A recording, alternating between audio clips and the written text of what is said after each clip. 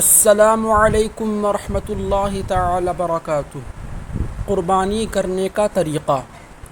قربانی کے جانور کو ذبح کرنے کا بہتر طریقہ یہ ہے کہ پہلے قربانی کا جانور قبلہ رخ لٹائیں اور یہ دعا پڑھیں: انی وجہت وجہی للذی فطر السماوات والارض حنیفا وما انا من المشرکین، ان صلاتی نسکی ومحیای ومماتی للہ رب العالمین لا شریک لہ وبذلک امرت وانا من المسلمین اللہم منک لک۔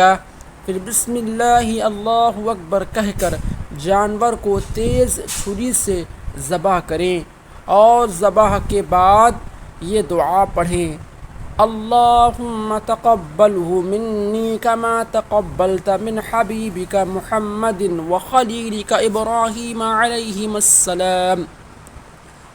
اگر اپنی جانب سے کرنا ہوگا تو تقبلہ منی کہیں گے، اور اگر کسی اور کی جانب سے کرنا ہوگا تو اس کا نام ذکر کریں گے۔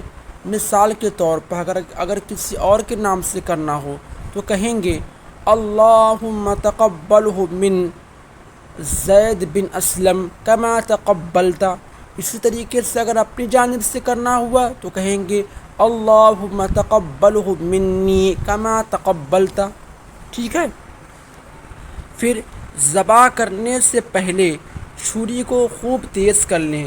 ایک جانور کو دوسرے جانور کے سامنے ذبح نہ کریں۔